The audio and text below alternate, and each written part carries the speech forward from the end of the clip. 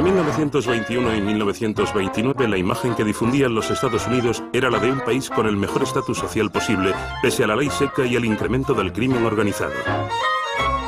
El crecimiento industrial de la principal potencia económica nunca antes había sido tan fulgurante, desvergonzado incluso. Menudo contraste con la década anterior, marcada por la Primera Guerra Mundial. Las autoridades políticas y financieras transmitían el mismo mensaje de confianza, prosperidad duradera y bienestar. Hacia finales de la década, el auge económico se tornó en euforia generalizada. Los locos años 20 atestiguaron el inicio de las primeras elecciones de Miss América, las primeras ceremonias de los Oscar y los primeros musicales con el jazz como telón de fondo. Denominar a la década de los 20 el periodo previo a la depresión, denominarla la era del jazz, de la prosperidad de los locos años 20, era distorsionar la realidad. A decir verdad, no fue una época en la que todo el mundo gozaba de prosperidad. Las clases altas sí, pero la mayoría de los norteamericanos no vivían bien en absoluto. Entramos en una nueva fase del bienestar económico. De pronto el grueso de las familias norteamericanas tenían coche, cuando 10 años antes ni se lo podían permitir. Tenían lavadora, frigorífico y tocadiscos eléctricos. El cine sonoro vio la luz en 1927, de modo que parecía una nueva época. Considero que la gente era consciente de que no duraría mucho, pero la inmensa mayoría de los norteamericanos pensaba que habría una reducción en los precios, una desaceleración. Sin embargo, estábamos inmersos en una nueva era, una nueva economía. Los años 20 jalonan el inicio del automóvil como núcleo de la cultura norteamericana, lo que significó que incluso la clase obrera ansiaba comprarse un coche. Aquello era impensable en Europa. Ningún trabajador tenía coche en los años 30, solo los dirigentes y los ricachones podían permitirse ese lujo. Por tanto, Estados Unidos tuvo acceso a cierta prole de consumistas en masa, por lo que empezó a fomentar el crédito. El crédito se convierte en algo en lo que se puede confiar. El crédito de compra de, por ejemplo, un Ford Modelo T o cualquier otro coche se vuelve un fenómeno de masas. En 1919 había 6 millones de automóviles en Estados Unidos. 10 años después había 27, a saber, 1 para cada 5 estadounidenses. La cultura de consumo y la compra mediante créditos a plazos prospera en Norteamérica. Es la era de las chicas díscolas, de la ginebra de contrabando y del jazz. Asimismo, es un periodo de pasión por el mercado bursátil, donde toda clase de gente corriente, no solo los expertos bursátiles que integraban Wall Street, sino ciudadanos comunes comenzaron a considerar Wall Street un patio de recreo donde enriquecerse a toda costa, un lugar exento de riesgos. Por consiguiente, los años 20 en Estados Unidos representa un periodo en que Wall Street, por primera vez, se asocia con la cultura del ocio, el consumo exacerbado de alcohol, el desenfreno sexual y las delicias consumistas. Wall Street pasa a formar parte de ese estilo de vida a lo grande.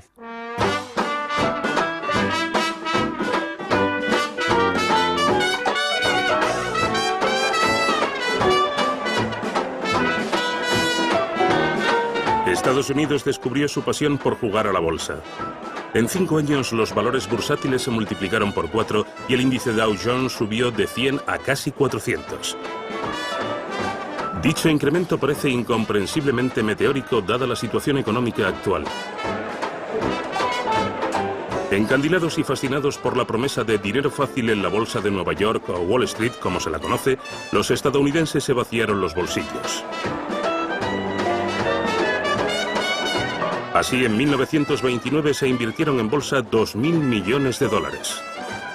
Había más gente que nunca comprando acciones. Era la primera vez en toda la historia de Estados Unidos que el mercado de valores vertebraba la cultura norteamericana.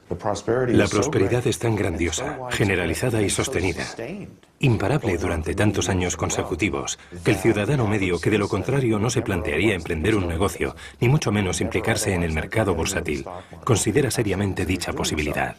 El mercado de valores se convirtió en el principal tema de conversación. Bautizado como el nuevo El Dorado, las familias invirtieron sus ahorros en él, como si de un casino se tratase. La gente, sobre todo los estadounidenses, siempre han tratado de enriquecerse rápido, con la salvedad de que en los los años 20 parecían existir más medios que nunca para lograrlo, e invertir en bolsa era uno de ellos. Suponía una nueva forma de riqueza, pues comprabas una acción, digamos a $20, sin saber siquiera qué era la bolsa, y al día siguiente había subido a 23 y al otro a 27 sin mover un solo dedo. Caray, esto está chupado. A este paso, ganaré un montón de dinero sin pegar un palo al agua. Y por eso la gente se volvió adicta a comprar acciones en bolsa. Los mercados de valores europeos eran aristocráticos, ya que muy pocos compraban acciones. En cambio, los de Estados Unidos eran democráticos. Y son gente normal, trabajadores asalariados de clase media, limpiabotas, amas de casa, gente corriente como ustedes y yo. Se trata de un nuevo fenómeno extraordinario que enloquece a las masas. En aquel entonces, los choferes aguzaban el oído para escuchar a sus jefes hablar de la adquisición inminente de una compañía. Reinaba una euforia colectiva. La gente temía quedar en ridículo por no aprovecharse del dinero que prácticamente caía del cielo. Se produjo una mentalidad acaparadora. John Jacob Rascop, director ejecutivo de General Motors, garantiza a todos que la economía está sana y salva, y será próspera. De hecho, redacta un famoso artículo que aparece en la revista Ladies Home. Todo el mundo debería ser rico, afirma y explica cómo conseguirlo. El artículo aparece un año antes de la Gran Depresión de 1929.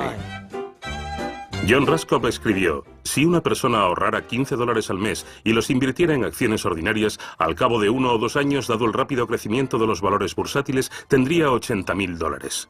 La prensa financiera lo catalogó de visionario. Fue como la fiebre del oro de Wall Street. Millones de personas quisieron beneficiarse de la buena racha, quisieron comprar acciones, y por todo el país había oficinas con cintas perforadas que mostraban los resultados de Wall Street.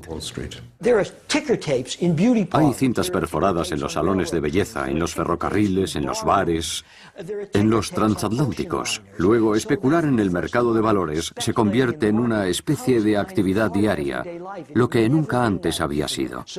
Se establecen agencias de corredores en los pueblitos, las aldeas y las pequeñas urbes de Estados Unidos, conectadas mediante teletipo a la sede central de Wall Street, que animan a la gente de la calle a participar.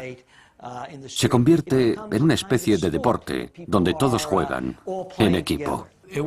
No era la clase baja la que compraba acciones, sino la clase media. Porque una de las cosas que ocurre en los años 20, que forma parte de este patrón de la nueva cultura consumista, es que los bancos se muestran más dispuestos a prestar dinero, a conceder préstamos relativamente pequeños a individuos sin garantía alguna, lo que nunca antes se había hecho.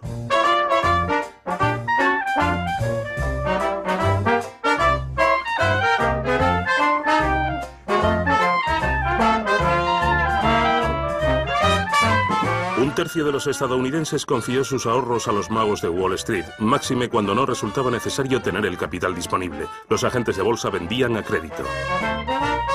Y mientras los bancos prestaban dinero en efectivo y hacían fluir su capital, los corredores embolsaban jugosas comisiones.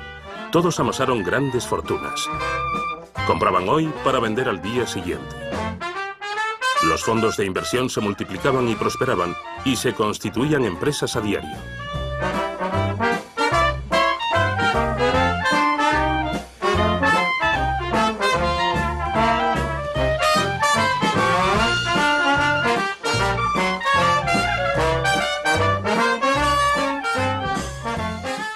La gente especula solicitando préstamos al margen, o sea, que invierten un porcentaje mínimo de su dinero para comprar una acción. Pongamos el 10 o el 20%, incluso menos del 10%. Y el crédito está tan al alcance de la mano, todos están tan excesivamente confiados de que al final sus especulaciones obtendrán compensación, que asumen tremendos riesgos crediticios a la hora de invertir en bolsa. Conforme subía el precio de las acciones, la garantía prendaria de los préstamos siempre estaba cubierta y parecía lo más sencillo del mundo. Te sacabas el doble de lo que metías, pero en cuanto el precio de las acciones empieza a caer, hay que colocar más caudal para cubrir el denominado margen, la diferencia entre la cantidad que pediste prestada y el valor actual de las acciones. El nuevo presidente de Estados Unidos, Herbert Hoover, basó toda su campaña en un único eslogan: la prosperidad está a la vuelta de la esquina. Incluso lo transformaron en una canción. Él, al igual que los mejores economistas, consideraba que el auge del mercado bursátil quedaba perfectamente justificado por la estabilidad global de los precios, la prosperidad y las perspectivas favorables de la economía norteamericana. En su discurso de investidura tuvo la excelente oportunidad de decir: las acciones son demasiado altas y hemos de tomar cartas en el asunto. Pero como político, si lo hubiera dicho y después la bolsa hubiera descendido como estaba vaticinado, todo el mundo lo habría culpado de causar la crisis, así que prefirió callarse. The election has again confirmed the determination of the American people, and opportunity must be given for the expression of popular will, and we should keep it so. Cuando Hoover dijo eso, la bolsa despegó de nuevo. Durante el verano de 1929, en junio, julio y agosto, cuando generalmente en verano los mercados se ralentizan al estar la gente de vacaciones, la bolsa se volvió loca. Los líderes políticos y financieros celebraron tal euforia y tal especulación temeraria, desde el presidente Herbert Hoover hasta los banqueros más prestigiosos de la nación. Una nación apabullada por un sentido de confianza plena y alentada por, al parecer, los más prudentes y avezados del país. La élite económica sostiene que todo va bien. No había motivos para pensar que ocurriría cualquier otra cosa. La gente, incluso los economistas más prominentes, presumían que esa situación persistiría durante años. Los precios de las acciones alcanzaron niveles irracionales y ridículos. Y a pesar de todo, como sucede en toda prosperidad especulativa, hubo gente que dijo: la bolsa está bien y se merece esos niveles tan elevados. El ganador del Premio Nobel de Economía de 2004, Edward Prescott, aduce que la bolsa no estaba precisamente alta en 1929. Los mejores expertos, los gerentes de riesgos, manifestaban: tranquilos, jamás ocurrirá, y aparte se puede diversificar. Si baja en un sitio será únicamente ahí, no afectará a otros, pero eso es absurdo. En 1929 había un mercado de valores que subía como la espuma y que, en cierto modo, soltó amarras. Me refiero a que, en vez de basarse en los valores reales de las compañías subsidiarias, era un mercado de especuladores en el que se compraban y vendían acciones con el propósito de comprarlas para venderlas posteriormente por más dinero.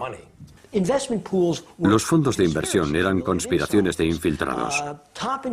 Los banqueros inversores más relevantes, que a veces eran políticos que querían especular en acciones específicas, adquirían cantidades descomunales de dichas acciones, de manera que su precio se ponía por las nubes, para luego librarse de las acciones basura y producir beneficios, mientras que a los demás ciudadanos de a pie, a quienes se les había incitado a comprar las mismas acciones en vista de su crecimiento, les dejaron con las sobras. En algún momento, el proceso se desvincula de la economía real. Es probable que la gente dijera: cuidado, que esto va a estallar, pero a nadie le interesaba decirlo. Los más racionales pensaron para sí: me aprovecharé de la subida de precios hasta que bajen, hasta el último momento. Se podía ganar más dinero corriendo riesgos cada vez mayores, lo que provocó un incremento de los precios de las acciones y una buena disposición de solicitar créditos en exceso, a fin de crear una estructura que, una vez resquebrajada, se desmoronó completamente. Supongamos que los precios de las acciones se cuadruplicaran, pasando de 100 a 400.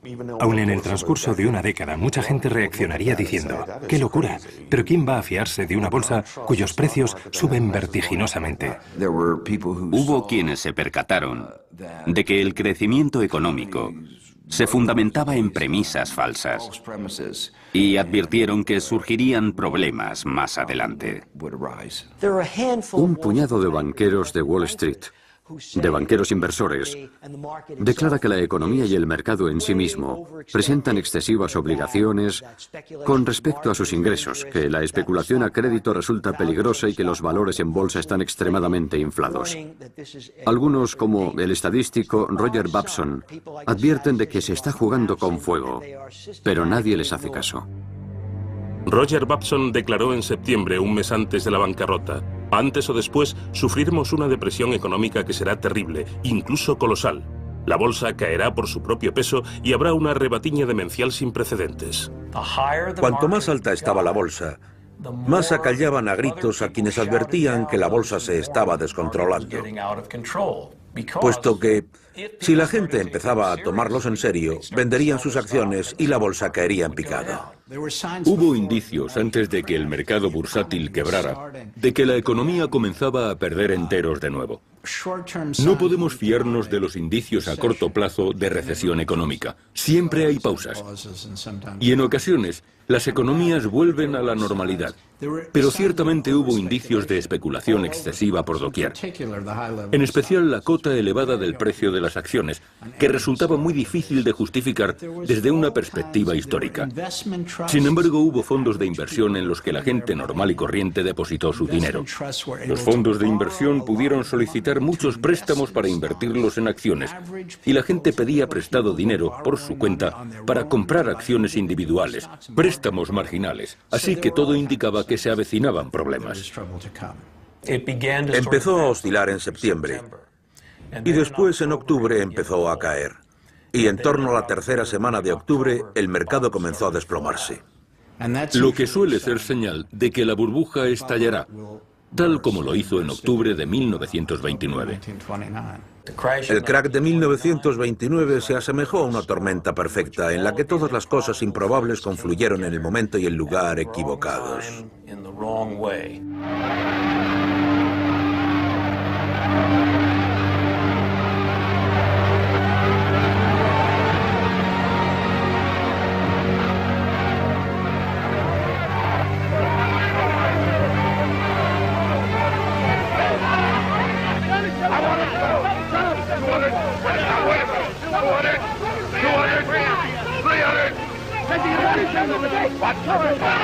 Finalmente, el jueves 24 de octubre, el Jueves Negro, se desató la locura colectiva.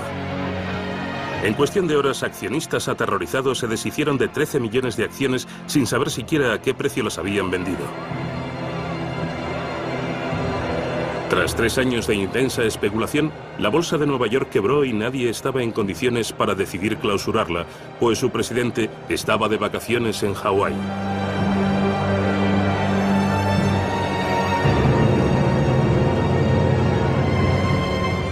La burbuja especulativa explotó causando pánico financiero.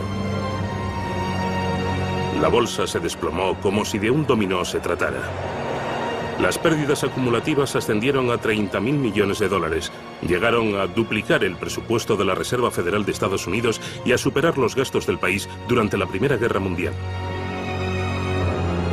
En 6 días, los precios promedio descendieron un 50% y siguieron cayendo. Pero lo inaudito fue que el crack de la bolsa continuó imparable.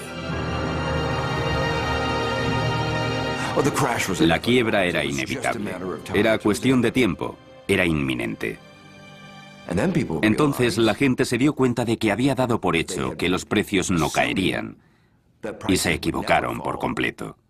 Por tanto, toda su vida se había basado en el supuesto de que los precios solo podían ser alcistas. Claro que si hubieran estudiado historia, habrían sabido que esa era una idea peregrina. Sabían que los precios subían y bajaban a su antojo. La gente había metido la mano en la caja, en el trabajo, y había invertido su dinero en la bolsa, presumiendo que aumentaría. Así que cuando suba lo cobro y vuelvo a meterlo en la caja sin que nadie se dé cuenta. Pero cuando el mercado se hundió, no hubo manera de retirar el dinero. De pronto se dieron cuenta de que la teoría que habían esgrimido había resultado desaforada. Y al ver que se habían precipitado, les entró el pánico, tanto a ellos como a sus vecinos. Los agentes de bolsa se vuelven locos, se suben por las paredes, no saben encajar la caída del mercado de valores. Muchos perdieron su dinero al no poder realizar los negocios que pretendían a los precios que habían prefijado. Tras la quiebra del mercado, nadie pudo hacerse cargo de tales negocios. Los cables estaban carcomidos. La cinta perforada que registraba todas las ventas no dio más de sí y se rezagó varias horas. Y ese atraso significa que si eran las 2 y solo sabías cómo iba el mercado a las 10:30, estabas en apuros por no saber lo que había sucedido en ese ínterin. Y a medida que bajaba, los más lentos decían, oh, me he equivocado, tenía que haber sido más rápido. Y cuando el proceso se acelera, a uno le invade la sensación de estar en plena caída libre. ¿Y qué precipitó eso? No creo que a día de hoy nadie sepa qué precipitó el martes negro o el jueves negro, ni por qué pasó ese día precisamente. Todos sabían que se produciría el crack, pero nadie previó su magnitud. En esencia, aquella economía no estaba bien.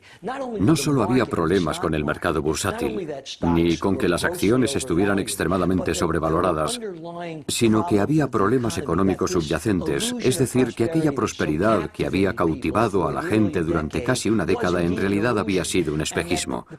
Y el pánico fue un reconocimiento emocional inarticulado de dicha situación, ya que al fin y al cabo se cimentaba en algo real. No era pura histeria.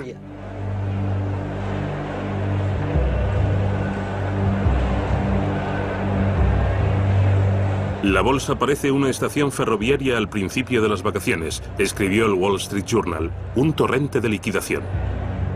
Hombres y mujeres se daban empujones para intentar averiguar lo que ocurría. Tantas cifras y letras resultaban incomprensibles para los profanos en la materia, pero auguraban la ruina. En el parqué había miles de órdenes bursátiles deshechas, cual cartuchos vacíos de un campo de batalla, escribió el New York Times.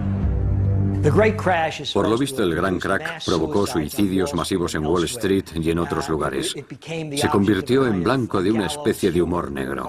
Se dibujaron viñetas cómicas de banqueros de Wall Street tirándose por la ventana, etc. Es una leyenda que se exageró demasiado.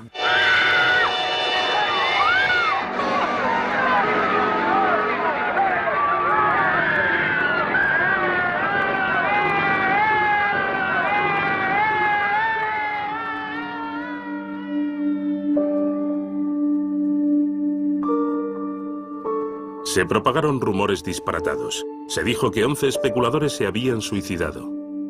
Supuestamente el director del Ritz requería a sus clientes que pagaran la habitación por adelantado y les preguntaba si deseaban una habitación para pasar la noche o para arrojarse por la ventana.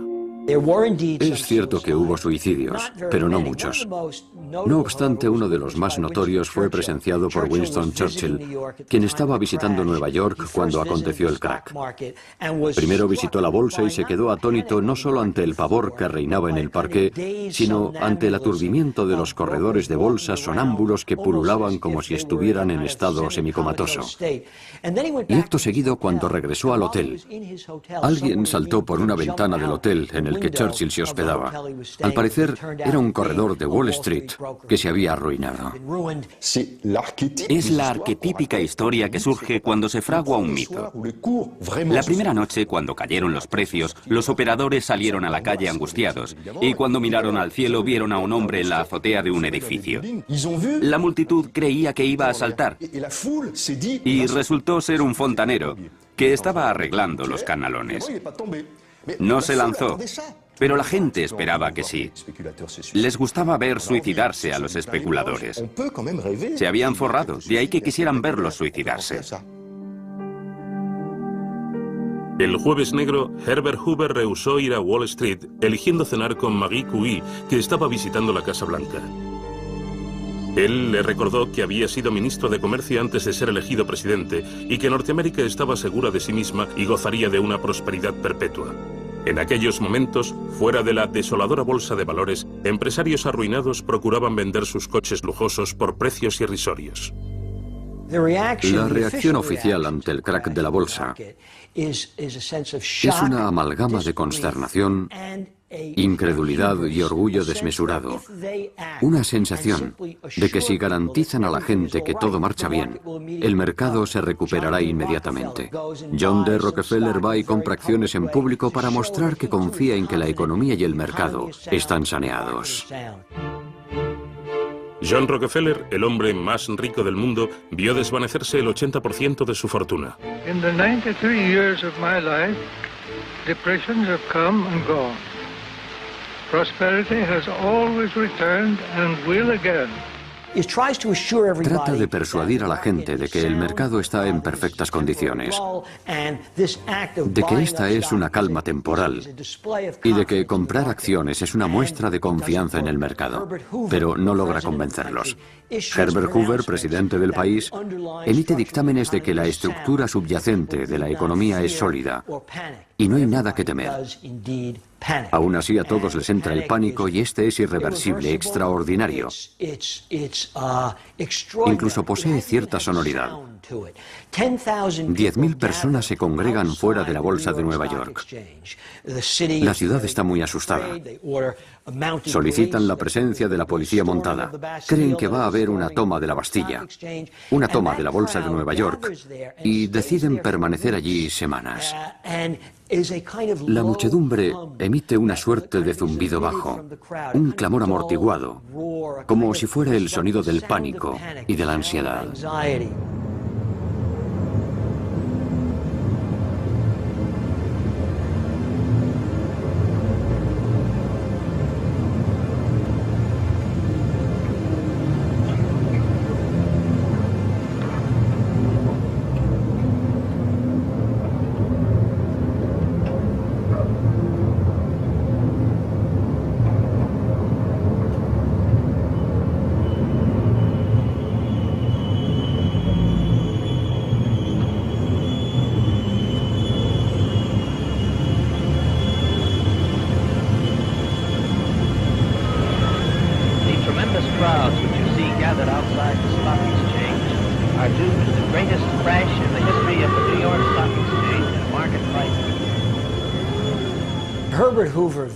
Herbert Hoover, una vez que se desploma el mercado, pierde credibilidad a ojos de los estadounidenses. No está haciendo nada más que aseverar falsedades que siempre resultan inciertas. No quiso certificar la crisis cuando ocurrió, sino que se limitó a decir, no es tan grave, pronto nos recuperaremos. Sus declaraciones sobre que la prosperidad estaba a la vuelta de la esquina fueron un intento de dar confianza al mercado de valores. Ningún presidente diría, estamos al borde del desastre, pero, al ser falsas promesas, Hoover perdió toda credibilidad cuando el pueblo vio que la realidad no concordaba con lo que había vaticinado. El Congreso y el presidente pudieron comparecer en la escalinata del Capitolio para decir, lo que estamos haciendo es destructivo. Pero no lo hicieron, y el presidente no redundó en el crack. No se disculpó por haberlo causado, ni se arrepintió públicamente de sus políticas. Es más, siguió con las mismas de siempre. Pienso que está muy sorprendido por lo ocurrido y confía ciegamente en que el mercado se recupere. La Reserva Federal sostenía que el crack de la bolsa era peccata minuta, que no había de qué preocuparse y que no presagiaba ningún bajón económico. Claro que se equivocaron de cabo a rabo. El crack del 29 no fue cosa de un día, se prolongó una semana. Y la caída duró casi 3 semanas, desde finales de octubre hasta mediados de noviembre. Posteriormente, el mercado empezó a recuperarse y, a decir verdad, ganó en invierno en torno a 1/3 de lo que había perdido y presentaba síntomas de recuperación. Todos tenían la mirada puesta no en la bolsa, sino en la economía y en lo que iba a suceder. Cuesta creer que un incidente como el de que la bolsa perdiera la mitad de su valor en varios meses pueda desencadenar una catástrofe. La quiebra un día de 1929 equivalió a un 24-25%, pero desde 1929 hasta la cotización más baja de la bolsa hubo un declive del 80%. De hecho, Wall Street ya había iniciado su largo e interminable descenso hacia el infierno. Y toda la actividad económica norteamericana siguió esta pendiente bajista hasta llegar a las profundidades del abismo. Se agrava considerablemente tras 1929. Cada vez quiebran más bancos. Cuando se tiene dinero en un banco y este quiebra, se pierde todo, lo que genera un pánico bancario, o en otras palabras, una crisis financiera. Los norteamericanos quedaron consternados por el desplome de lo que otrora había sido el bastión indestructible del capitalismo triunfal, los bancos. La gente está desesperada y el sistema bancario va a la bancarrota. Se forma una enorme ruptura de liquidez y no se dispone de crédito para reactivar los motores de la economía. Una de las controversias del 29 fue ¿qué papel desempeñó el Banco Central? ¿Habría podido cambiar la situación? ¿Habría proporcionado más dinero al sistema bancario? La plena pérdida de confianza en la economía y, sobre todo, en el sector financiero, indica que no queda crédito restante. Fue un periodo de caída, de declive de la actividad económica, que al final condujo a una crisis financiera que, lógicamente, continuó la espiral descendente de la economía. De súbito, una comunidad bancaria no puede prestar dinero y la gente no puede comprarse una casa. Es como un círculo vicioso. Así funcionan las recesiones. Las empresas empiezan a despedir trabajadores. No pueden obtener préstamos para conservar su plantilla ni para mantener sus negocios. Las empresas se cierran y cada vez va más gente a la calle. Otros temen que los despidan y dejan de gastar. Y a menos gastos, menores ganancias y más empresas que se hunden. Y así suma y sigue. La economía se sume en una especie de espiral mortal. Una espiral cancerígena, por así decirlo. Sin embargo, los mercados pueden tardar pocos días en ir a pique. Pero que se hunda la economía lleva su tiempo. Cuando la economía se hundió, no quedaban reservas del poder adquisitivo de los consumidores para reflotarla. Y la gente empezó a perder su trabajo. Después sufrió este revés. Y cuando esto ocurre, cuesta mucho darle la vuelta a la tortilla. Estamos ante una crisis creciente que comienza como una crisis bancaria, pero se convierte en una crisis económica global. La cadena de acontecimientos es la siguiente. Preocupadas por la depresión, las familias demoran una serie de compras, como los coches. La venta de coches toca fondo en 1930. La gente pierde la confianza, de modo que las compras, las inversiones y las acciones caen en picado. Nadie compra coches durante un año. Por lo tanto, la industria despide a sus empleados, que a su vez dejan de consumir, lo que provoca que la recesión afecte a otros sectores, etc. Todo esto lleva a una caída sustanciosa del número de individuos solventes. Nadie puede consumir absolutamente nada. La gente deja de comprar cosas y empieza a preocuparse por el futuro, mientras que antes de la crisis el futuro se antojaba halagüeño, dado que como la bolsa subía, la gente tenía dinero, pero en cuanto quiebra la bolsa, las causas subyacentes comienzan a filtrarse, como ocurre con el mercado inmobiliario. En 1929, las inmobiliarias juegan un papel esencial.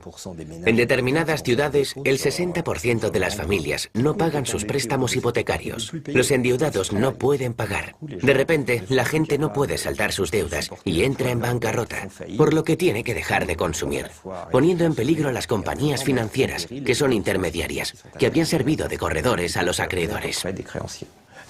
Y tan pronto como el precio de la vivienda cesó de crecer, el castillo de naipes se desmoronó. Las familias salieron perdiendo por dos frentes. El valor de los bienes inmuebles cayó en picado, al igual que el mercado de valores. Así pues, la caída de precios se agregó a la caída del comercio, desembocando en la insolvencia de los prestatarios. Cuando fracasaron los negocios, no podían devolver los préstamos, salvo solicitando más préstamos. Pero dicho proceso tenía los días contados. Así que las familias norteamericanas se empobrecieron de la noche a la mañana, lo que supuso un varapalo psicológico. Creían que no tenían que ahorrar para la pensión, pues la bolsa las estaba disponiendo discretamente. Pero esta idea cayó en saco roto. Pensaron que ya se habían ganado la vida, pero de pronto el suelo que pisaban se derrumbó y empezaron a perderlo todo de nuevo. Veamos, ¿quiénes sufren más una crisis? Los pobres siempre han sido pobres. Esto no es nuevo para ellos, aunque sí más duro. Los ricos Si tienes 20 millones de dólares y pierdes 10 o 12, aún podrás apañártelas con los otros 8 restantes. Los de clase media, ellos son los más afectados. Y la clase media, a esas alturas, como ya he explicado, debido a la economía de consumo, se fundamentaba en la posesión de cosas materiales, ya fuera un automóvil, ropa, una casa o lo que fuere. Y todos esos bienes se los van arrebatando uno a uno. Así la economía continúa descendiendo y descendiendo y descendiendo, al margen de lo que Hoover tenga previsto hacer, que no es mucho, la verdad. El tipo de políticas que Hoover propugnó agravaron sustancialmente la Gran Depresión. Se negó a procurar al país el acicate que necesitaba. En realidad no supo comprender la gravedad de los problemas ni aplicar las políticas idóneas para solventarlos.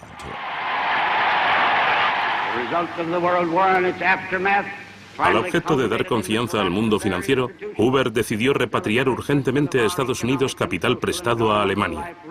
Fue una medida devastadora y un error monumental. A Alemania, recién salida de la guerra, le hizo muchísimo daño la retirada de capital estadounidense. La repercusión fue cortar el flujo de dinero, que a mediados de los años 20 se había transferido desde Estados Unidos a Europa y había avivado un auge económico. La Primera Guerra Mundial no fue olvidada en 1929.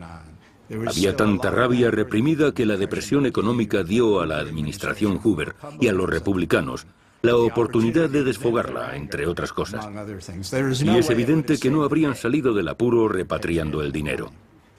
Los terratenientes norteamericanos repatriaron su capital, que había agotado los bancos. La economía alemana, con que este tejemaneje con capital estadounidense, fue muy desestabilizador, es decir, que fue un estrangulamiento gradual programado. No creo que fueran plenamente conscientes de las consecuencias de sus actos. La historia mundial perdió el equilibrio, pero no fue por culpa de que en Estados Unidos se había registrado un 25% de desempleo durante 2 o 3 años. Eso no fue lo más traumático de la crisis de 1929, sino por el hecho de que atravesó el Atlántico, y el primer país europeo que se vio afectado fue Alemania, puesto que la reconstrucción de Alemania estaba financiada por capital estadounidense, que fue automáticamente retirado a comienzos de la crisis de 1929, desbaratándole los planes a Alemania.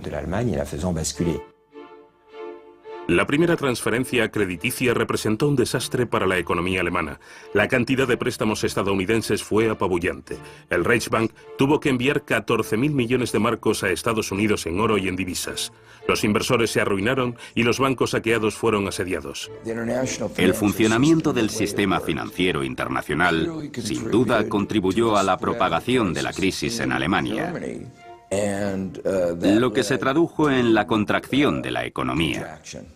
Este fue uno de los factores que contribuyó a la espiral descendente. Lo que había sido un incidente nacional estadounidense, más que nada, se convierte en una depresión de escala europea, en un continente que lleva padeciendo casi toda la década de una economía endeble.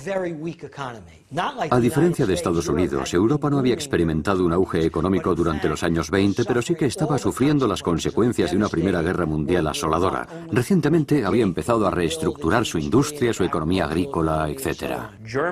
Alemania había sido un despropósito económico a lo largo de los años 20. Recordemos que la tremenda megainflación de los años 20 barrió de un soplido a la clase media alemana, y mucho de eso representaba el excedente de las terribles condiciones del Tratado de Versalles.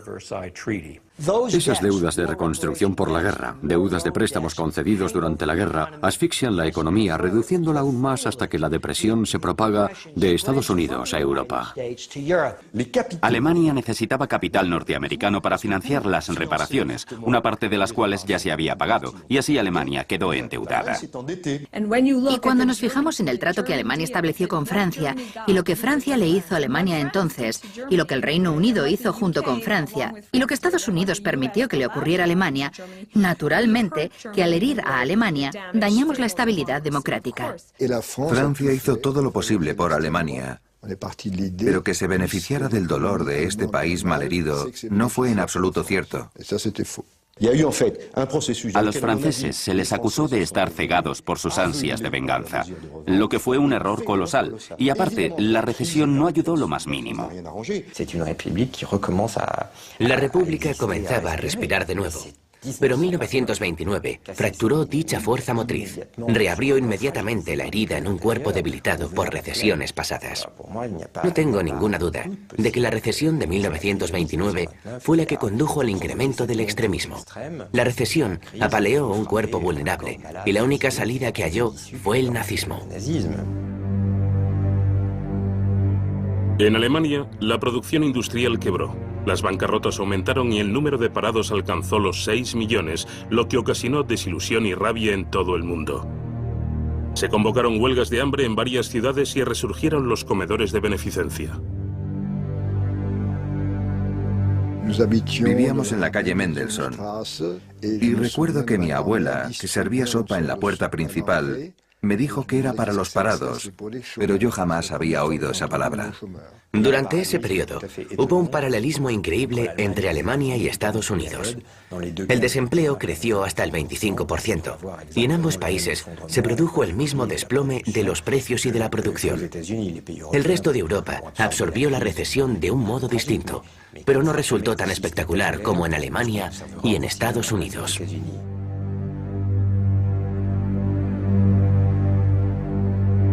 En Estados Unidos, la onda expansiva del hundimiento de la bolsa no había disminuido antes de que comenzaran a sentirse las repercusiones de la espiral de recesión gigantesca e irreversible. La producción industrial norteamericana se redujo hasta la mitad y miles de familias tuvieron que aprovisionarse en los comedores instalados en la calle.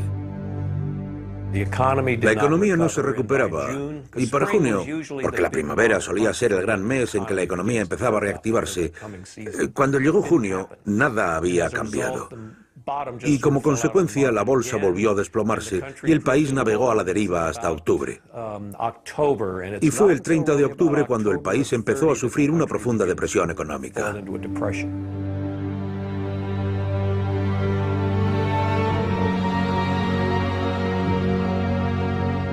Los bastiones más sólidos de Estados Unidos se desmoronaron tras el crack de Wall Street, un hecho que contrastaba crudamente con el periodo reciente de crecimiento rápido. 1 de cada 5 trabajadores estaba en paro y la población parecía anestesiada. En Nueva York, donde cada mes 17.000 familias se quedaban en la calle, cientos de miles de parados, incluidos muchos oficinistas, luchaban por sobrevivir, soportando horas de frío con el fin de conseguir un cuenco de sopa y un trozo de pan.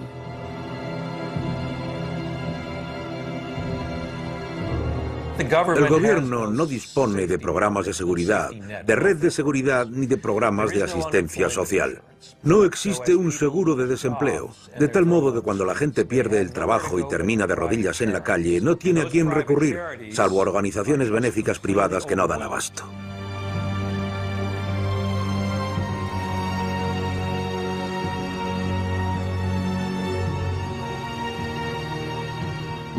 Mis primeros recuerdos de la depresión son cuando vi a mi madre hacer cola para conseguir comida.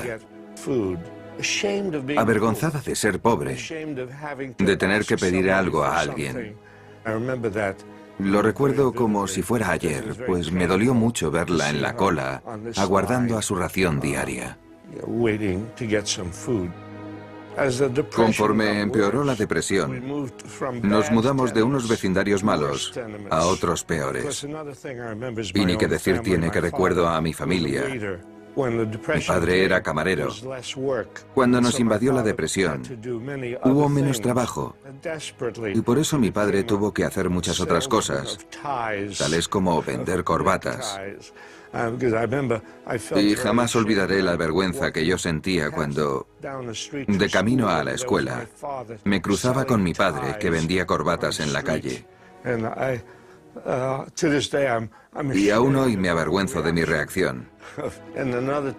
Y en otra ocasión trabajó de limpiaventanas, hasta que un día se cayó de una de ellas y se pegó un buen estacazo. Y recuerdo que incluso trabajó de barrendero o algo parecido.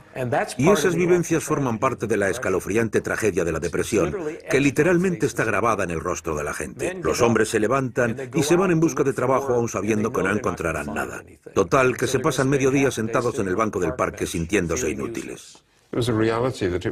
Era una realidad de la que era muy difícil escapar. Creo que no había sitio alguno donde no se notaran los síntomas de la depresión. Por doquier se veían tiendas cerradas a cal y canto, fábricas que no funcionaban, gente tirada en la calle.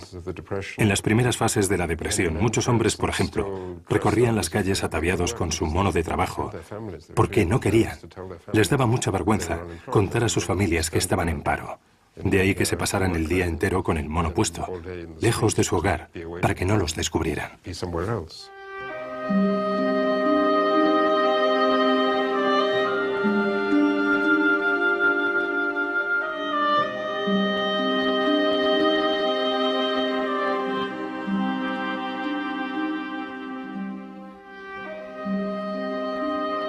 Rotos por la recesión y resueltos a hacer de todo para sobrevivir, cada vez más ciudadanos participaban en numerosos maratones de baile, una variante de los años 30 de los antiguos Juegos Circenses. El reglamento de dichas pruebas era sencillo. Las parejas tenían que aguantar bailando lo máximo posible, a veces varios días, con la esperanza de ganar los $500 que se llevaba la pareja que más aguantaba bailando sin parar. Era un espectáculo reconfortante para un público que iba a verlo con el ánimo de olvidarse de su propia miseria. Los organizadores habían pensado en todo: médicos, camas y alimento. Cuando menos, los perdedores podían comer algo.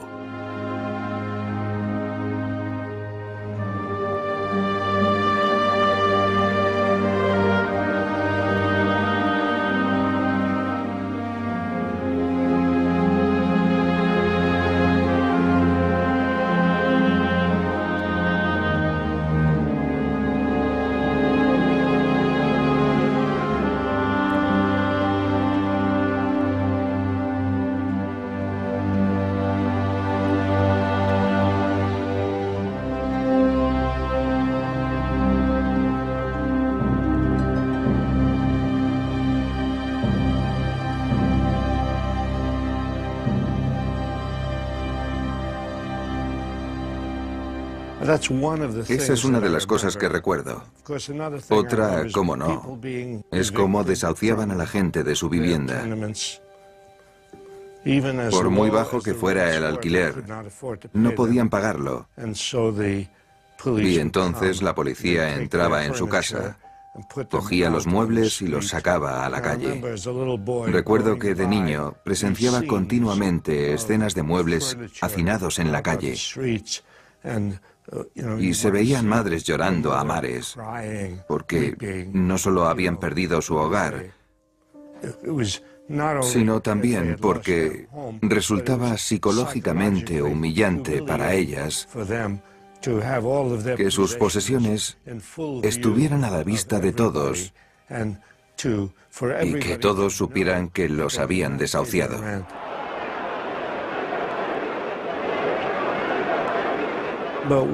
En un par de ocasiones fui testigo de actos de rebelión con personas que metían los muebles en casa y que se atrevían a desafiar a la policía.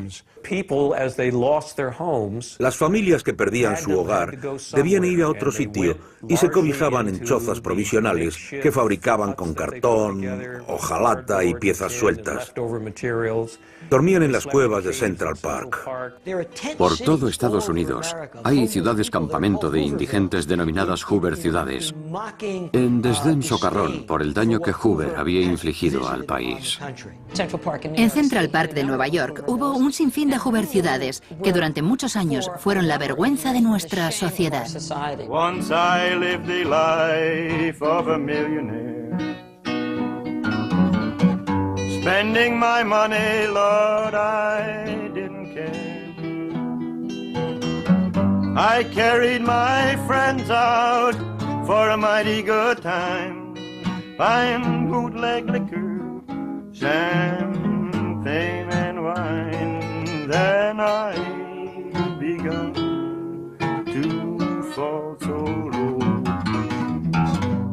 didn't have no money and no place to go. If I get my hands on a dollar again, I'm gonna hold on to it till the eagle grins, because nobody knows you when you're down and out. In your pockets, not one penny, and your friends you have not any. But when you get on your feet again,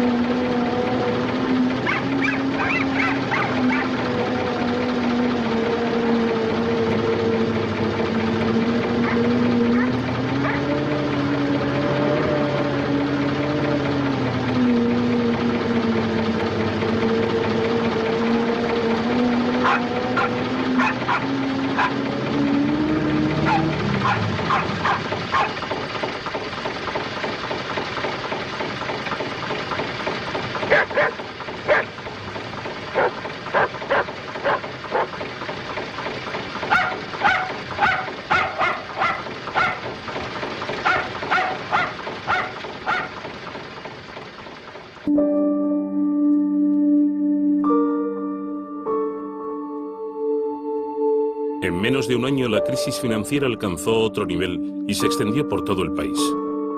En el campo la situación era alarmante, peor que en la ciudad. El valor del trigo descendió un 50%. La caída espectacular de los precios agrícolas socavó a los granjeros y no pudieron vender sus productos. Había millones de toneladas de comida, pero nadie podía comprarla. A los granjeros que no pudieron liquidar sus deudas se les despojó de sus propiedades y se pusieron a vagar por los caminos.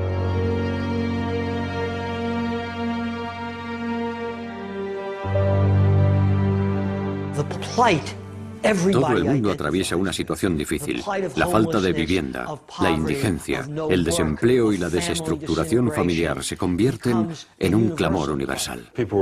Los agricultores buscaban nuevos puestos de trabajo, por lo que parecían nómadas, y también emigrantes de los estados agrícolas, que resultaron particularmente damnificados. En la región central de Estados Unidos se producen migraciones masivas de granjeros desahuciados que buscan empleo desesperadamente, aunque esté destinado a los inmigrantes. Muchos de ellos perdieron sus granjas a comienzos de los años 30 y los desalojos agrícolas dejaron una mácula indeleble en la sociedad. Muchos granjeros fueron desahuciados porque habían arrendado sus tierras o porque poseían tierras y no podían pagarlas. Los granjeros de la zona central se ven obligados a detener las subastas organizadas por los granjeros desahuciados. Cuando el juez se dispone a subastar la granja, los granjeros vecinos se congregan y pujan por la granja. No permiten que nadie más puje y después devuelven la granja al granjero desahuciado.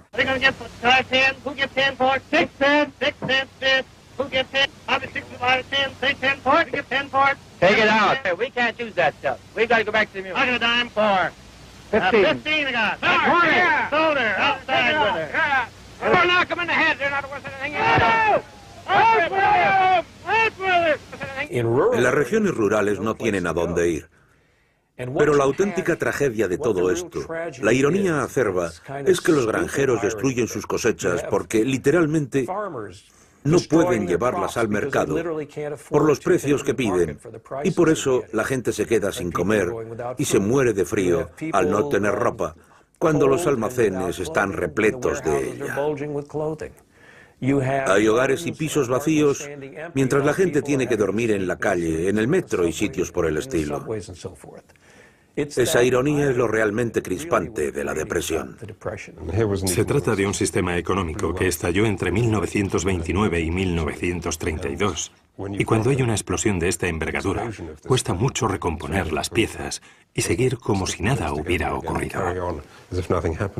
En 1931 la industria siderúrgica funciona al 10% de su capacidad. El desempleo pronto afectará al 25% de la población activa. El país estaba inquieto, estaba revuelto. Cada 2 por 3 había huelgas, piquetes y manifestaciones. El Partido Comunista lideraba una lucha por los derechos de los trabajadores. En aquel entonces la pobreza estaba a la orden del día y muchos afirmaban, sí, esta es la única organización que hace algo contra la depresión económica. Todas las insurgencias sociales de los años 30, ya sean movimientos antimonopolio o partidos políticos independientes formados por trabajadores agrícolas, ostentan un alto coeficiente de militantes radicales y progresistas. El movimiento obrero de los años 30 es inconcebible sin contar con el apoyo crucial del cuadro militar de los partidos comunista y socialista. Esto ocasiona un ciclo de represión. Se desata la violencia, hay manifestaciones, asesinatos, pero no estalla ninguna revuelta, aunque sí se originan escenas impactantes y rebeliones esporádicas. En Dearborn, donde Ford había despedido al 75% de la plantilla, hubo disturbios durante los cuales la policía disparó a los manifestantes.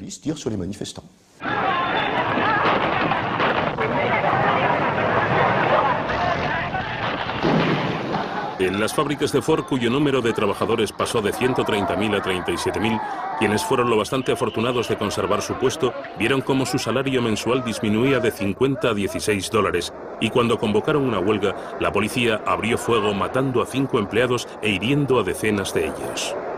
Herbert Hoover toma medidas muy ofensivas y tal vez la que se lleve la palma sea cuando envía tropas para que disuelvan el denominado Bonus Army atrincherado en Washington y compuesto por veteranos de la Primera Guerra Mundial que exigen un adelanto de las primas que les habían prometido a su regreso de la Guerra Europea en 1918. Se desplazaron 12 o 14.000 soldados procedentes de todo el país. Montaron en ferrocarriles, en trenes que no podían pagar. Llegaron a Washington como buenamente pudieron. Presentaron una demanda al Congreso, pero este la desestimó.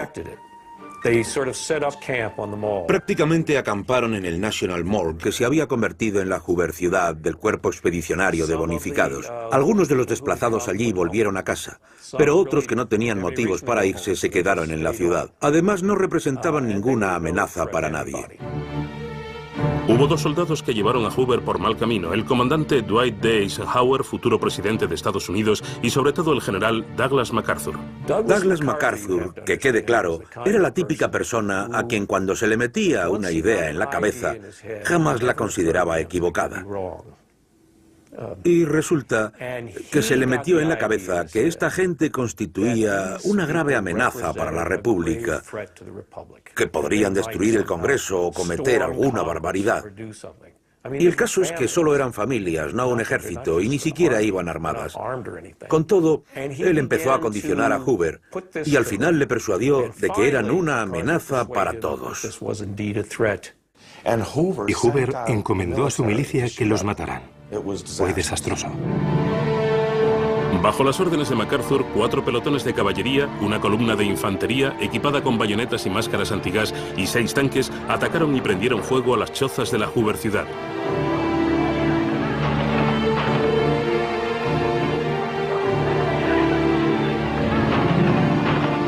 Acribillaron a 2 personas y una tercera, un bebé de 2 meses, murió asfixiado por el gas lacrimógeno. Hubo otro niño con mayor fortuna que cuando trataba de volver a la choza para coger su osito de peluche, un soldado lo detuvo clavándole la bayoneta en las piernas. Fue horrible, y el pueblo norteamericano reaccionó diciendo: Herbert Hoover ha debido perder el juicio. Dicha matanza dilapidó el último atisbo de credibilidad que Hoover tenía. Aún así, MacArthur, por ser quien era, murió creyendo que había salvado a la República de una revolución. Resulta irónico que los héroes militares de la Segunda Guerra Mundial, MacArthur y Eisenhower, atacaran a los veteranos de la Primera Guerra Mundial y disgregaran al Bonus Army. Y la gente se enfureció por haber sufrido tamaña indiferencia e insensibilidad con su calamitosa situación económica. Aquel incidente acabó con la reputación de Hoover. Ya se había erosionado por culpa de su negligente política económica, pero su metedura de pata le impidió granjearse las simpatías de sus futuros votantes. What we'd like to know is which corner. We've turned so many corners now we're dizzy. But still I'm positive we'll soon be busy. Hoover, de nuevo a regañadientes, comienza a tomar ciertas medidas mínimas de alivio nacional. No obstante, todos sus actos no abarcan las dimensiones de la crisis. No están a la altura de la severidad de la crisis. El gobernador de Nueva York, recordemos, era Franklin Roosevelt, y Roosevelt procuró instaurar una serie de programas de bienestar social a fin de aliviar el sufrimiento tan patente en grandes ciudades como Nueva York. Roosevelt naturalmente era rico, un aristócrata que no estaba demasiado en sintonía con la vida de los pobres. Pero su mujer, Eleanor Roosevelt, visitó los barrios pobres y vio cómo vivía la gente. Había visto en primera persona las condiciones deplorables de los pobres y ella fue quien concienció a su marido de la cantidad de pobreza y miseria que había en las calles. Todos esperaban que Eleanor Roosevelt los ayudara, pues ella era sus ojos y sus oídos, y la que visitaba toda clase de lugares. Roosevelt dependía de ella al no poder viajar a tantos sitios. Roosevelt, que había contraído la polio en 1921, arrastró un problema sin precedentes históricos. Aun inválido, se presentó a las próximas elecciones presidenciales contra Hoover. Se lo había prometido a millones de desamparados que lo aguardaban como si fuera el Mesías. Hay un poema llamado Esperando a Roosevelt que reza: esperamos que Roosevelt haga algo por nosotros, esperamos y esperamos. Y el poema termina con algo parecido a: ¿dónde está usted, señor Roosevelt? El 2 de julio de 1932, el Congreso del Partido Demócrata eligió a Franklin Roosevelt como candidato para las elecciones presidenciales, donde pronunció por primera vez las palabras New Deal, la nueva política económica. I pledge myself to a new deal for the American people.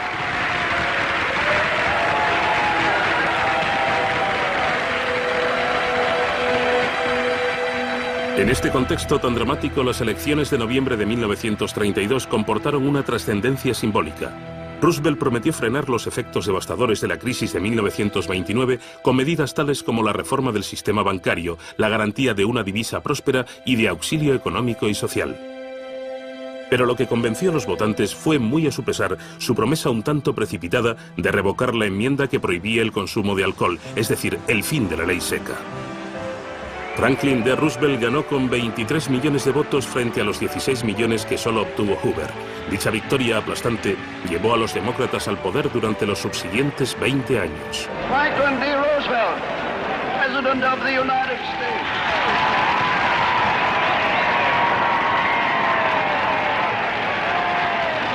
Let me thank you again and tell you that I hope to see you all very soon and bid you an affectionate good night. En noviembre de 1932, Estados Unidos acababa de elegir a Roosevelt. Entretanto, Alemania estaba en una encrucijada en cuanto a su destino. La crisis económica hizo que muchos alemanes preocupados y desesperados se volcaran en los brazos de Hitler. El capital repatriado a Estados Unidos le atribuyó un éxito inmediato. «No van a sentar a un pintor en el trono de Bismarck», exclamó Roosevelt. Aún recuerdo las canciones hitlerianas y las esvásticas por todas partes.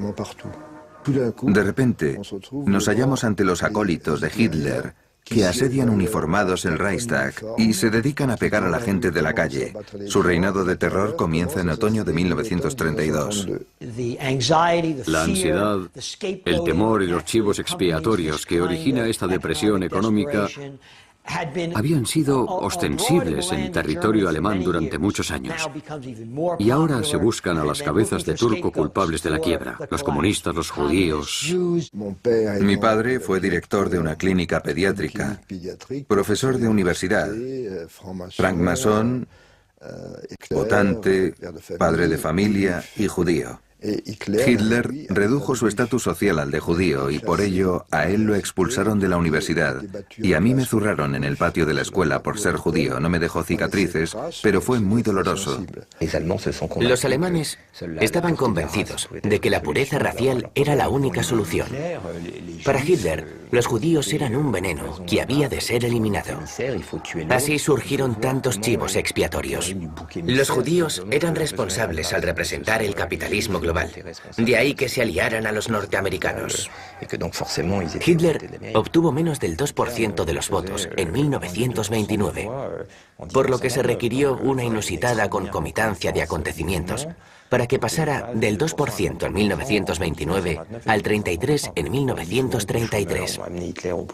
Se dice que los desempleados le votaron, pero no es cierto, ya que más bien fueron las clases medias, arruinadas y desorientadas, las que votaron a Hitler.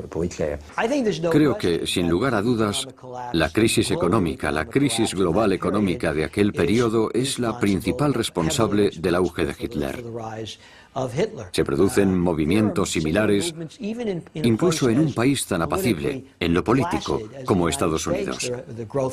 Se advierte un crecimiento de los movimientos fascistas contra los judíos y los financieros semitas de Wall Street, que son los principales instigadores de la depresión, los Shylocks, que están saqueando la economía estadounidense. Hay una especie de tradición secreta en la vida política norteamericana que emerge en los años 30. Había mucho antisemitismo equilibrado por la administración Roosevelt, donde trabajaban múltiples judíos. No tenemos una historia perfectamente moral. Hay norteamericanos famosos que, de hecho, se hacen eco del sentir antisemítico. Henry Ford, que es un icono norteamericano, un héroe estadounidense, también es el héroe de Hitler, que incluso posee una fotografía de Henry Ford en su cuartel general de Berlín, creo.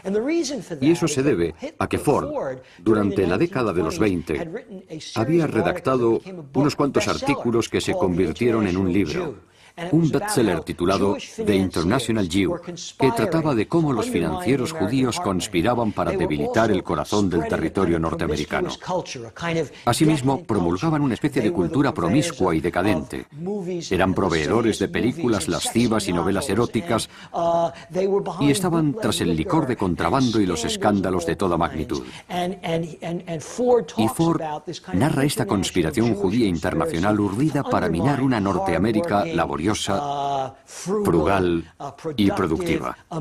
Gracias a ella, Ford se hizo tremendamente popular y de haber presentado su candidatura a presidente, pudo haber ganado a mediados de los años 20. Había movimientos por doquier. Había mucha gente racional con ideas brillantes, pero que había perdido la cordura. La crisis acentuó el incremento del populismo y el extremismo. Tuvo lugar un recrudecimiento del antisemitismo, la xenofobia y el racismo. El Ku Klux Klan contaba con 4 millones de afiliados, principalmente en el sur. Sus estatutos manifestaban: nuestro deber consiste en mantener para siempre la supremacía de la raza blanca. Proclamaron su odio por los extranjeros, los judíos y en particular los negros, a quienes perseguían de noche para lincharlos. La gente se olvida de lo peligroso que resultó aquel periodo para la política de Estados Unidos y del mundo entero. La democracia norteamericana se vio amenazada por las rigurosas circunstancias económicas. Los años 30 están repletos de indicios de levantamientos sociales de la derecha que podrían catalogarse como fascistas o nazistas.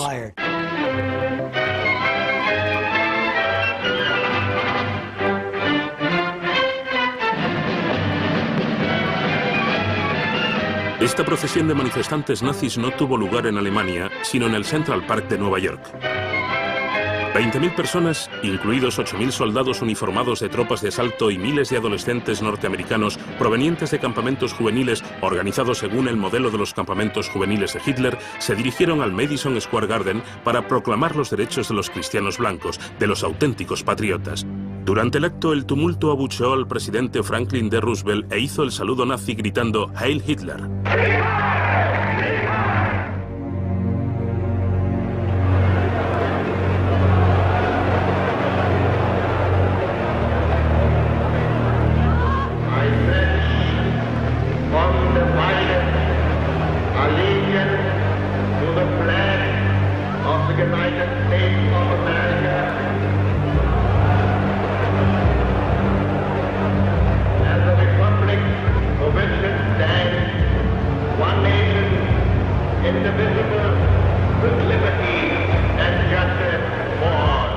y empiezan a desfilar por las calles y a pegar a la gente, a sospechosos, judíos, inmigrantes. Por primera vez en mucho tiempo hubo atisbos de un tipo de gobierno dictatorial, de un derrocamiento ideológico de la democracia.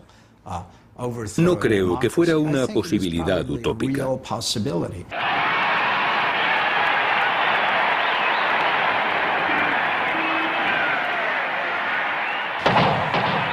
El 15 de febrero de 1933, 2 semanas después de que Hitler subiera al poder, Roosevelt se libró por los pelos de un atentado mientras pronunciaba un discurso en Miami.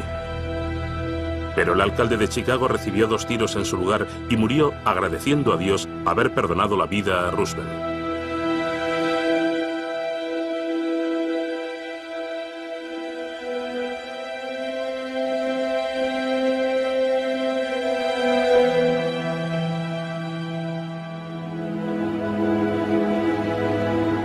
Roosevelt, que no asistió al funeral, retornó a Washington, donde multiplicó por 20 su escolta y dejó de viajar en coches descapotables.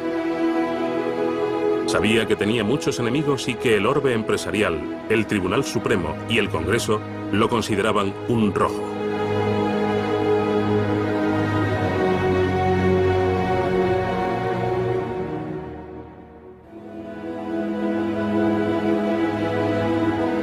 En el coche que transportó a ambos presidentes, Hoover apenas medió palabra con Roosevelt.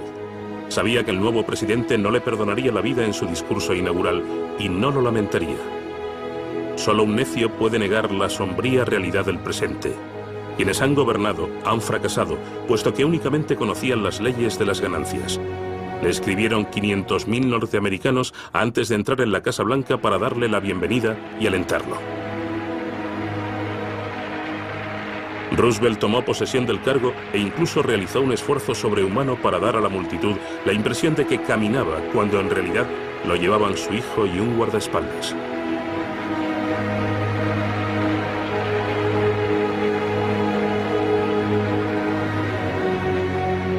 So first of all, let me assert my firm belief that the only thing we have to fear is fear itself.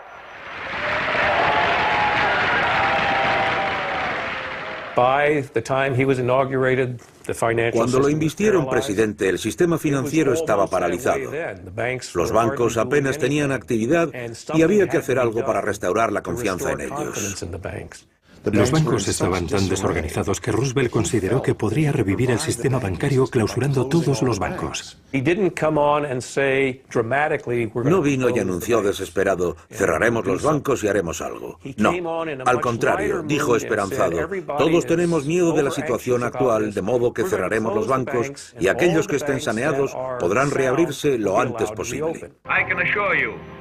That it is safer for you to keep your money in a reopened bank than to keep it under the mattress. Cuando reabrieron los bancos, la crisis financiera ya era agua pasada. Fue una brillante estratagema psicológica. Fijó precios de modo absolutamente autoritario.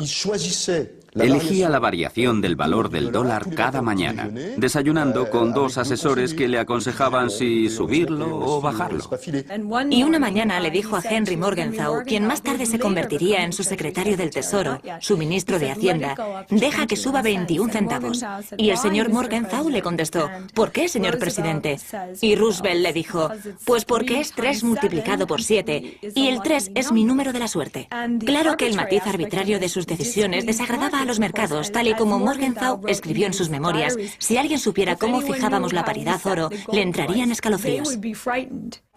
Lo que Roosevelt posee, que le falta a Hoover, es una actitud abierta. Él experimenta, desea oír voces disidentes, incluso voces con las que no esté conforme. Además, reconoce que la crisis es grave y hay que probar algo. Y si ese algo no funciona, hay que seguir intentándolo y no quedarse de brazos cruzados.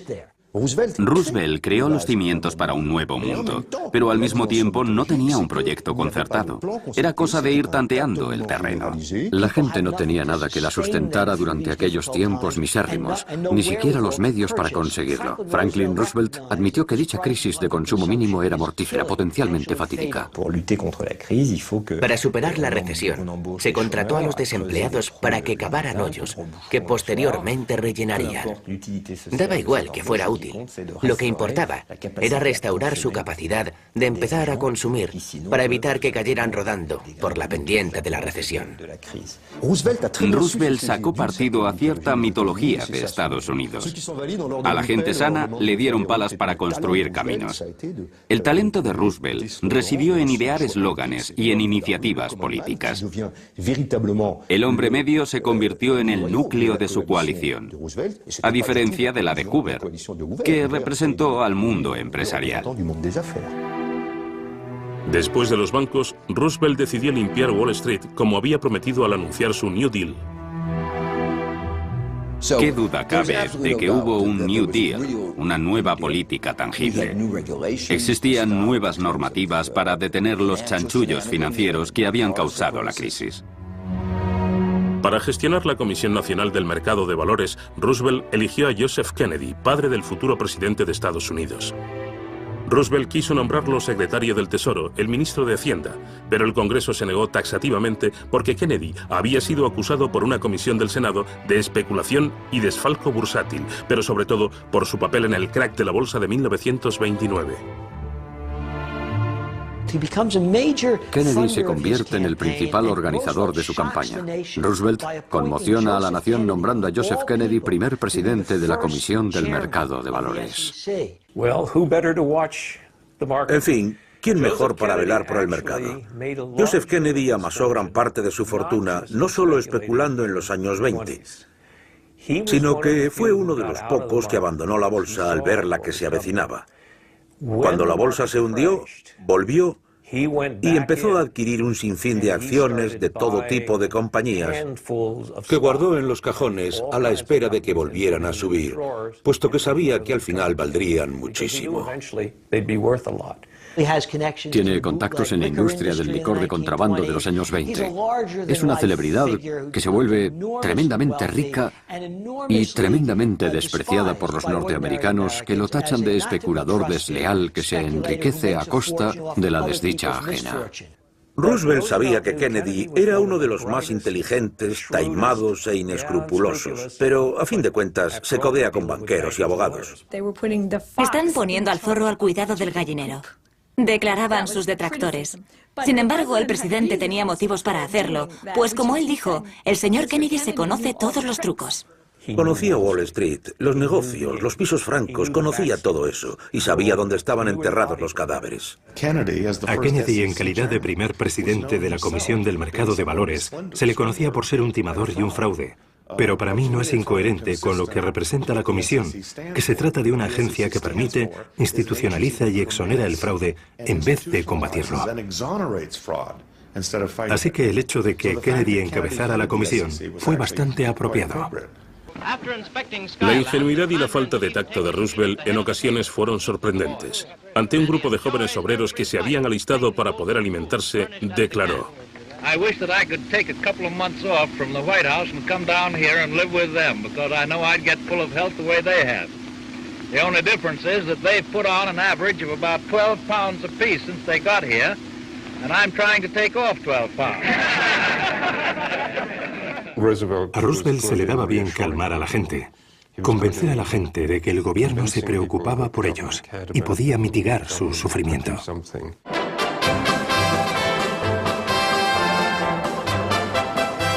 Precedido de un gran espectáculo, Roosevelt lanzó su programa para combatir los efectos de la Gran Depresión y para dar un nuevo impulso a la economía norteamericana, en la que había causado estragos el hundimiento de la bolsa de 1929. Se invirtieron $5.000 millones para erradicar el desempleo. Más de 3 millones de norteamericanos tenían trabajo, incrementándose a 8 millones 2 años después. Roosevelt aprobó 15 leyes capitales. Estableció un sistema de bienestar social, pensiones y subsidios de desempleo. y legalizó la explotación laboral infantil y la discriminación contra los negros y las mujeres e introdujo un salario mínimo. Lo que caracteriza el New Deal de mediados de los años 30 es toda una serie de programas de obras públicas. Nadie había hecho antes algo semejante. Creo que la gente se imaginaba que los proyectos de obras públicas eran una gran ayuda y una parte relevante del New Deal, relevante desde el punto de vista psicológico. El New Deal cambió Estados Unidos. Construimos innumerables carreteras, puentes, presas, escuelas. Las carreteras y puentes de Nueva York, donde nos encontramos ahora, se construyeron con dinero de la nueva política de Roosevelt, que cambió Norteamérica de arriba a abajo. Eso no habría ocurrido y allanó el terreno para la expansión económica posterior a la Segunda Guerra Mundial. El dinero del gobierno se había empleado para construir autopistas, escuelas, hospitales y para investigar. Pasamos a un estado de bienestar que no conocíamos hasta entonces y procuran abordar simultáneamente la industria, la construcción, el bienestar, la situación social, la seguridad social, todo al mismo tiempo. No había sistemas de asistencia social. Estados Unidos fue el último país industrial de Occidente que implantó redes de seguridad social, como el seguro de desempleo, las pensiones por ancianidad, etc. Llevó a cabo medidas extraordinarias. Creó la seguridad social. En 1935 moldeó los cimientos del sistema de seguridad social. La seguridad social no incluía a los trabajadores más pobres, los trabajadores negros. No incluía a los trabajadores domésticos, a criados, lavaplatos, porteros, que eran labores que desempeñaban los negros.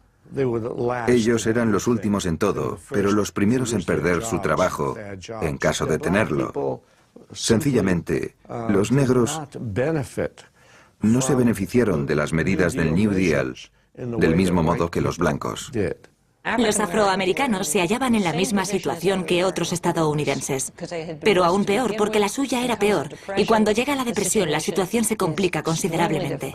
Los antiguos sindicatos no admitían a los negros, solo tenían trabajadores cualificados, y los negros no eran trabajadores cualificados, no podían entrar en los sindicatos. Uno de los motivos de que haya tanta disparidad entre ingresos y riqueza en los años 20 es porque los sindicatos son muy endebles, no pueden defenderse contra el esfuerzo colectivo por mantener bajos los salarios. Declararse en huelga sigue siendo ilegal en Estados Unidos, de manera que entonces un sindicato laboral no existía a efectos legales. Pero todo eso cambia en los años 30, cuando una serie de alzamientos sociales arrastran el espectro político norteamericano hacia la izquierda, lo que repercute enormemente en el propio Roosevelt. Secundado por la opinión pública, Roosevelt decretó el derecho de que todos los trabajadores norteamericanos tuvieran representación sindical. Fue una auténtica revolución, pero su implantación se topó con la reticencia del mundo empresarial y los mandamases corporativos. En muchas empresas se convocaron huelgas y sentadas en protesta por la negativa de sus dirigentes a reconocer los sindicatos. Pero al final los dirigentes cedieron cuando la industria quedó paralizada.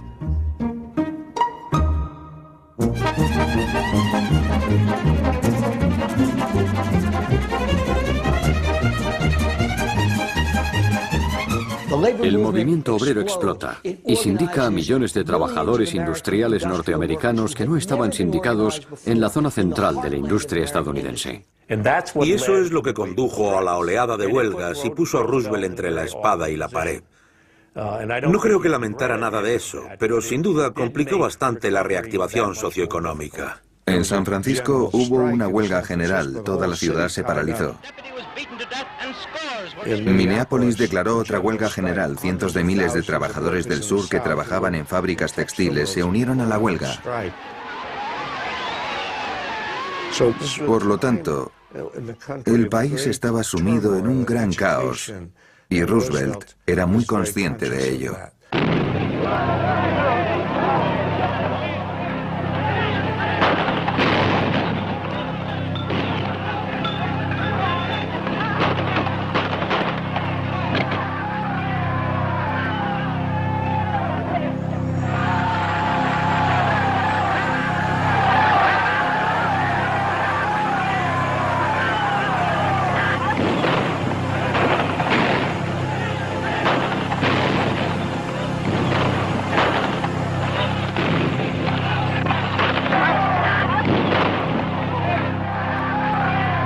gobierno del New Deal respaldó a los jefes aun cuando estos habían desacatado las nuevas leyes. Las acerías de Chicago se negaron a aceptar los sindicatos. Enfrentada con la cuasi insurrecta naturaleza de las huelgas, la policía, con ayuda de la milicia de los dirigentes, mató a 10 trabajadores e hirió a casi 100. Roosevelt, que no condenó la masacre, mandó a la Guardia Nacional. A los líderes políticos del país, tanto del Partido Republicano como del Demócrata, les entró pánico al ver la agitación del país, al ver que 1/3 de la población activa estaba en paro y al ver que las huelgas y los disturbios no habían cesado. Las corporaciones acaudaladas se opusieron a Roosevelt, ya que les preocupaba si el sistema capitalista sería capaz de sobrevivir. Las comunidades empresarial y financiera se vuelven de lo más hostiles. Denuncian a Roosevelt empleando los calificativos más abyectos posibles: tullido, judío, comunista, homosexual. No hay apelativo que no le regalen. Están furiosos por cómo ha abandonado a la clase que en el fondo lo ha amamantado. Lo consideran un traidor. Y Roosevelt les pregunta, desconcertado hasta cierto punto, pero ¿por qué me odiáis tanto si lo que intento hacer es salvar el capitalismo? A few timid people who fear progress will try to give you new and strange names for what we are doing. Sometimes they will call it fascism, and sometimes communism, and sometimes regimentation, and sometimes socialism. But in so doing, they are trying to make very complex and theoretical something that is really very simple and very practical. Aquellas cosas que hizo Roosevelt fueron buenas, aquellas nuevas medidas fueron buenas, pero otras partes de la nueva política fueron absurdas. El único sector que no mejoró fue el agrícola. Para contribuir a la supervivencia de los agricultores, Roosevelt les mandó reducir su producción con el fin de impulsar los precios agrícolas a cambio de remuneración. Así y todo, esta política fue refutada por varios economistas que consideraban que el gobierno estaba llevando a cabo una destrucción injustificable de la riqueza que era contraria a la moralidad más elemental. La prensa empezó a criticar a Roosevelt por su falta de ideología y por tomar decisiones contradictorias. Roosevelt es un camaleón con cuadros escoceses, escribió el New York Times. Los agricultores estaban enfadados por la caída de los precios agrícolas, así que exigieron programas gubernamentales que les remuneraran por sacrificar su ganado y quemar sus cultivos al objeto de incrementar los precios, bajo el mandato de Roosevelt, lo que es de locos, debido a que la gente estaba muriéndose de hambre. Entonces, ¿por qué destruir productos agrícolas de calidad? Pues porque ellos pensaban que el problema era que había demasiados. Se me ponen los pelos de punta, porque en definitiva estaban suicidándose. En algunas regiones, la verdad es que la pobreza y el hambre se acrecentaban a pasos agigantados. California envió guardias a varias fronteras para evitar que la gente cruzara. Apostaron a agentes federales para impedirles que entraran en California, pues toda esta gente habría supuesto un lastre para el Estado.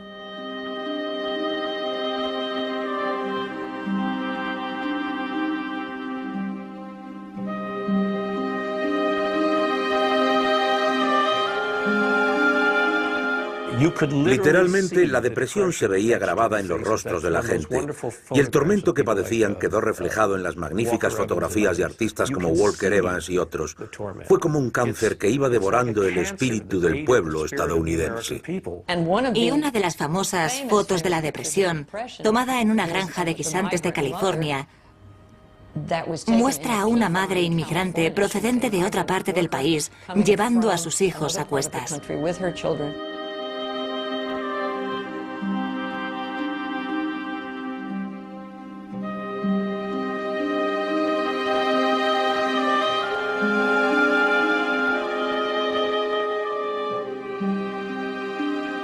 Crecimos con esa fotografía en la que aparece una mujer muerta de hambre con sus hijos desconsolados. Pero ya la miras con otros ojos cuando sabes que la pagó el gobierno. Y el hombre que ejecutó el programa que creó esta foto escribió en su autobiografía: tuvimos que conferir a la depresión un aspecto tétrico para conservar nuestro empleo. De modo que existe la auténtica pobreza, pero también la auténtica propaganda. Hay que observar muy de cerca esas fotos de agricultores arruinados, porque están cuidadosamente montadas, con una miseria muy realista. La tragedia fue estructurada, pero no cuenta toda la verdad. Los campesinos se arruinaron mucho antes de la recesión, a causa de otros desastres acontecidos. Esas fotos deben considerarse mitos inventados. Muestran una familia, una cama con barrotes de acero y un niño desnudo en primera línea. Hay una mezcla de inmundicia y dignidad que evoca un mito más que un testimonio cruento. Es un testimonio elaborado para construir un mito, pero no es en absoluto representativo de la época. Los enemigos de la nueva política, del New Deal de Roosevelt, tildan esas fotografías de propaganda en nombre de la nueva política. Y en cierto sentido lo eran, dado que entonces nace una nueva cultura, una cultura de solidaridad popular muy ajena a Estados Unidos. Es propaganda, sí, pero es mucho más que eso. Es un nuevo estilo de vida que nace en los años 30.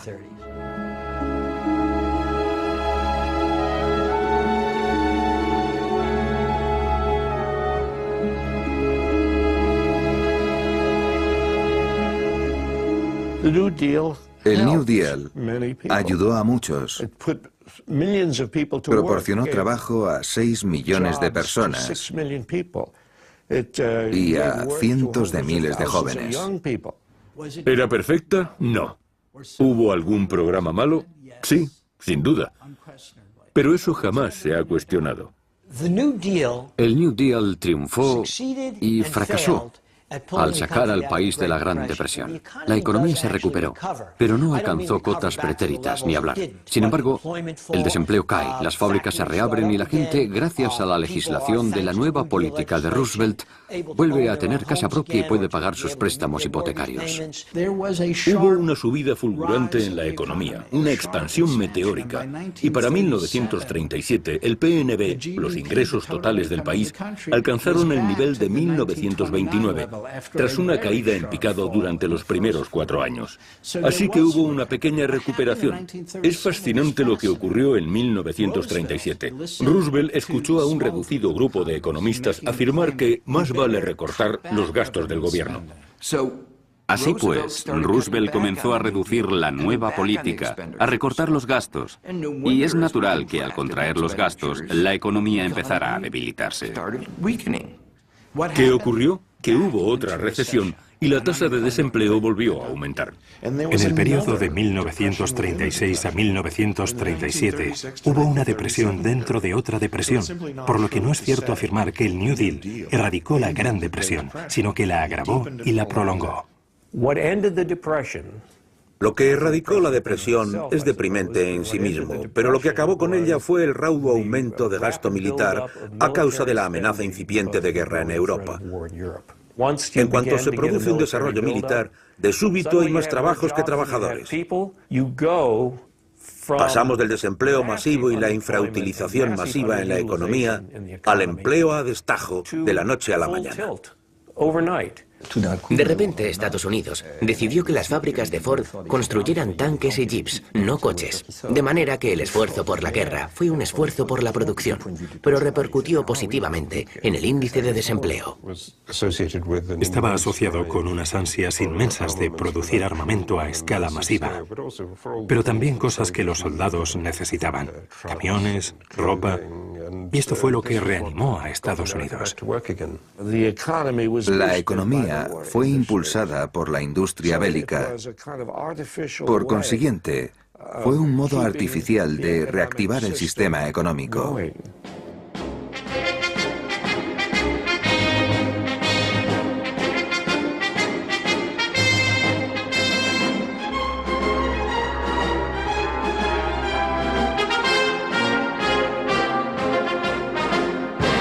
Ninguno de los esfuerzos de Roosevelt logró restaurar la industria norteamericana a su nivel previo al Jueves Negro. Fue la guerra de Europa la que curó la industria norteamericana. La Gran Depresión había llegado a su fin y 7 años de esfuerzos desesperados habían hecho menos para sanar la economía enferma que varios meses de rearme. Algunos han extraído conclusiones erróneas de aquello y han declarado, para salir de un bache económico se requiere gasto militar. Eso son bobadas. Bobadas. We must be the great arsenal of democracy. For us, this is an emergency as serious as war itself. El dinero que el gobierno se gastó en bombas fue necesario para protegernos del fascismo. En marzo de 1938, el ejército alemán ocupó Austria sin disparar un solo tiro. Acababa de comenzar la Segunda Guerra Mundial. Y en esencia, la Segunda Guerra Mundial es la que lleva a Estados Unidos al pleno empleo. Eso es absolutamente cierto. No experimentamos lo que consideramos pleno empleo hasta 1940. ¿Que la guerra nos sacó de la depresión? Odiaría decir eso, pero no hay duda de que influyó en ella. Esa recuperación a escala mundial, representada por la Segunda Guerra Mundial, produce un periodo prolongado de prosperidad que dura otra generación después de la guerra. Y en 1944 y 1945 el mayor temor de los norteamericanos fue: cuando termine la guerra, ¿volverá a la depresión?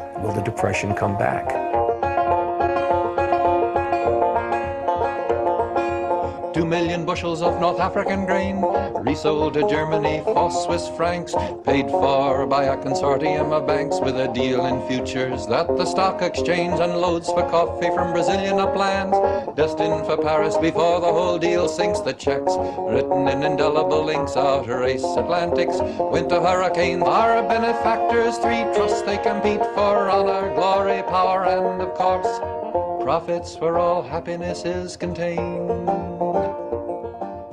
Hemos aprendido algo de la Gran Depresión, pero si hemos aprendido lo suficiente, eso ya es otra cuestión. Resulta impresionante lo rápido que olvidamos todas esas lecciones cuando los tiempos cambian y, en particular, cuando obtenemos ganancias por olvidarnos de ellas. Teníamos los conocimientos para prevenir una depresión, pero no los utilizamos. O no supimos aprovecharlas tras 1929, o el gobierno no estaba lo bastante convencido para actuar agresivamente. Lo preocupante de Obama es que está actuando como Roosevelt 2 años antes del crack. Podríamos pensar, estupendo, aquí tenemos a alguien que reactivará la economía mucho más rápido que Roosevelt. Sí, pero ¿quién está en su equipo? Contamos con el aspecto ecológico e innovador de un ganador del premio Nobel como ministro de Energía. Fantástico. Es un gran comienzo. Pero para no enojar a nadie, ha elegido a los mismos economistas que antes. No ha tenido las agallas de nacionalizar los bancos. Por lo tanto, me parece que los planes de rescate son discutibles. Al final resultarán útiles porque serán replanteados hasta que funcionen. Pero se ha perdido mucho tiempo. Esta recesión comenzó en verano de 2007. Y todavía no se ha solucionado. Y al igual que los eruditos de los años 20, los expertos actuales metieron la pata. Jamás tendremos otra crisis económica, jamás tendremos otra depresión. Y naturalmente se equivocaron. Poseían herramientas que podían haber implantado, pero no lo hicieron. Entre las tragedias se hallaba la adopción de una ideología dañina como tapadera para permitir que la industria financiera hiciera prácticamente lo que se le antojara. Y esto fue motivado por hombres y mujeres que encontraron un modo de enriquecerse y que afirmaron que estaban haciendo bien a la nación. La riqueza del 1% más rico del país se ha incrementado enormemente y la grieta que separa a ricos y pobres ha crecido muchísimo. Y eso es exactamente lo que sucedió en los años 30. Necesitamos un New Deal, una nueva política económica. La antigua solo funcionó en aquella época. Supuso una reacción a la Gran Depresión. Pero el mundo ha cambiado notablemente en 75 años. Ahora somos mucho más ricos que antes. pero no hemos compartido los frutos de dicha riqueza por igual. El grado de codicia aumentó. Lo aceptamos. Y la codicia se convirtió en una parte fundamental de la reacción exagerada de la economía, de la especulación financiera que ha originado este desastre. Dejamos que los bancos explotaran a los norteamericanos más pobres. Y millones de ellos se están quedando sin hogar y sin ahorros vitalicios. Fueron explotados y hubo préstamos abusivos. Sabíamos lo que estaba pasando. Es un sistema injusto, puesto que los pobres no tienen a nadie que los defienda. Vivimos en un mundo con una cantidad enorme de recursos. Y aún así, es un mundo en el que 1.000 millones de personas viven con menos de $1 al día. Y el 40% del mundo probablemente viva con menos de $2 al día. Sigo pensando que podremos reformar, por ejemplo, las instituciones económicas internacionales. Me doy cuenta del papel trascendental que puede jugar una reforma en las instituciones económicas internacionales. No sé si seré realista u optimista al decir que creo que... Sé que soy realista al decir que necesitan ser reformadas, pero no sé si seré realista al decir que serán reformadas.